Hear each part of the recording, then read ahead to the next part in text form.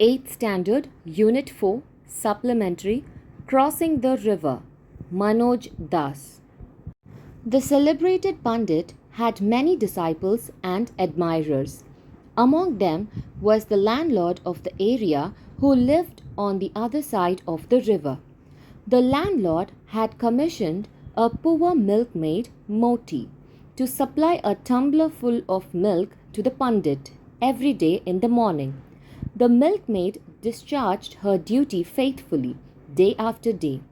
She crossed the river by the help of a ferry boat and returned home in the same way after delivering the milk at the Pandit's household. Often the Pandit himself received the milk. Moti prostrated before him. She did not fail in her duty even if on smoke days it retained heavily. What a great privilege it is to serve a great Pandit, she would tell those who would sympathize with her for her continuous toil. The Pandit was an eloquent speaker. Whenever he gave a discourse, hundreds of people gathered to listen to him. The milkmaid, too, made it a point to stand behind the audience. Not that she understood much, but she was sure that the Pandit was speaking about God and truth and similar tough and complex matters. How much knowledge the man must be possessing to hold so many people spellbound for hours. Only one who is very near to God and truth can command such wisdom, she thought. She was happy that she made a humble contribution towards the Pandit's physical well-being by regularly supplying him with pure milk. Even if the landlord fails to pay me for the milk and my labor, I will not fail in my duty, she resolved. One day, while receiving the milk, the Pandit told Moti, "Woman, can you bring the milk at the least an hour before the sunrise for only a month? I am under a vow for performing a certain ritual for which I need the milk that early." "I will do as you say, O master," the milkmaid assured him enthusiastically. But the next day, by the time she reached the Pandit's house, it was already daybreak. "Pardon me, master, for my lapse, but what could I do?" said the milkmaid apologetically. "I was present on the bank of the river long before sunrise, but the boatman did not turn up that early, even though I had informed him on the need for me to cross the river while it was still dark. He said since the river is in spate, it would not be possible for him to ply the boat in darkness." "You could not cross the river without the boatman, huh? I wonder how then the mystics say that one could cross even the ocean of life by uttering the name of Vishnu," commented the Pandit jocularly, sure that the poor woman would hardly understand the import of his wise observation.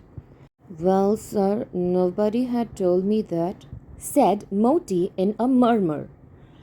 "That is secret," said the Pandit once again jocularly. "Who but a pious and great sage like you could ever know such secret?" "Thank you, sir, for passing it on to me," said Moti. The Pandit could not check himself from bursting into a loud guffaw at the woman's naivety. Days passed. The period of the Pandit's woe came to an end. He told the milkmaid, "Moti, I must say that you have served me very well. I appreciate the pain you took in getting up in the small hours and milking the cow and delivering the milk to me at dawn. I bless you." Moti bowed to him. "So, sir, from tomorrow I report as before, soon after the sunrise. Is that all right?" "Fine," said the Pandit. And then he remembered the boatman. "Moti," he said, "tell the boatman how pleased I am with him."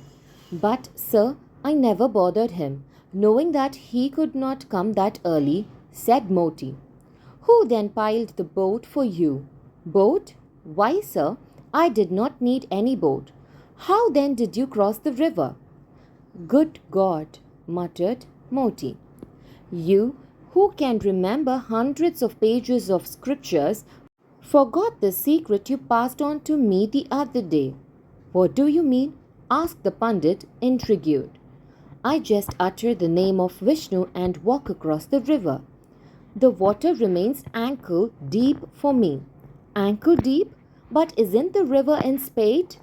Isn't it fact that even in the hottest summer there is enough water in the river for boats to ply?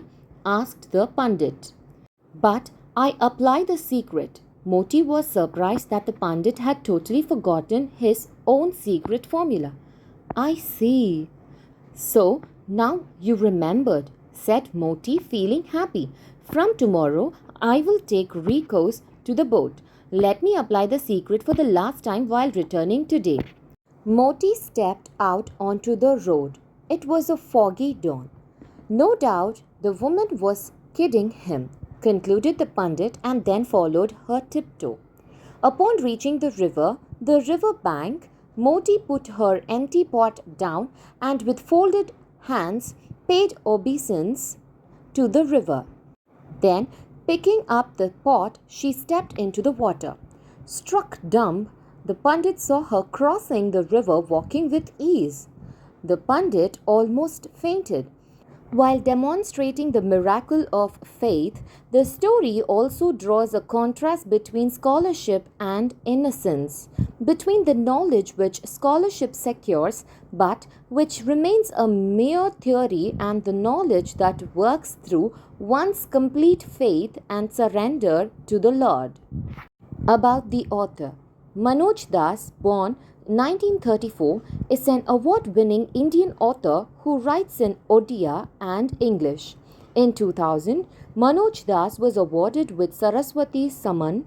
He was awarded Padma Shri in 2001, the fourth highest civilian award in India for his contribution in the field of literature and education.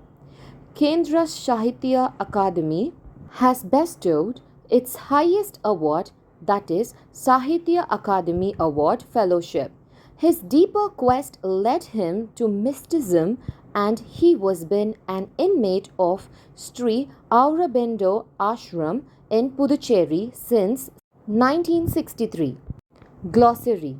Prostrated, falling flat on the ground as a mark of respect. Eloquent, fluent, expressive. Discourse, discussion, spoken communication.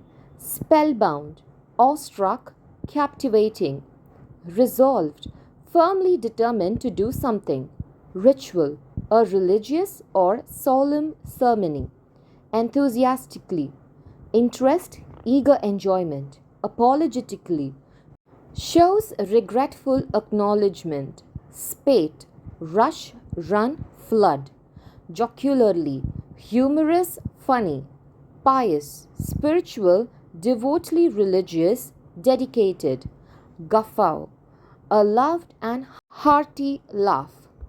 Naivety, lack of experience, innocence. Dawn, daybreak, early morning. Intrigued, arouse the curiosity of. Fascinate, attract. Obeisance, respect, reverence, honor.